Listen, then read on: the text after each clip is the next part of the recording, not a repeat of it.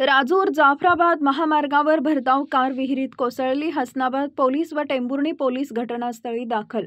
आज दिनांक 29 ऑगस्ट रोजी सकाळी 5 ते 6 वाजेच्या सुमारास संभाजीनगरकडून जाफराबाद जाणारी कार ही गाडेगव्हाण फाट्यावर मॉर्निंग वॉकला गेलेल्या एका नागरिकाला धडक देत पळून जाण्याच्या गडबडीत साईटला असलेल्या विहिरीत जाऊन कोसळली आहे। सदर घटनेची माहिती स्थानिक नागरिकांनी पोलिसांना देताच हसनाबाद पोलीस व टेंभुर्णी पोलीस यांनी तात्काळ घटनास्थळी धाव घेत तात्काळ बचाव कार्य सुरू केले। यामध्ये एक जणाचा मृतदेह वर काढला असून उर्वरित मृतदेह वर काढण्याचं काम पोलीस विभाग व अग्निशमक विभागाच्या वतीनं सध्या युद्ध पातळीवर सुरू आहे। यामध्ये कारमध्ये असलेल्या प्रवाशांची नावे ज्ञानेश्वर भाऊसाहेब डकले यांचा मृतदेह अग्निशमक विभागानं वर काढलेला आहे। पद्माबाई लक्ष्मण भांबिरे, निर्मलाबाई सोपान डकले, ज्ञानेश्वर लक्ष्मण भांबिरे, राहणार गुंगी गेवराई, तालुका फुलंब्री, जिल्हा छत्रपती संभाजीनगर असं कारमध्ये असलेल्या प्रवाशांची नावे आहेत। सर, काय घटना घडली, काय सांगाल?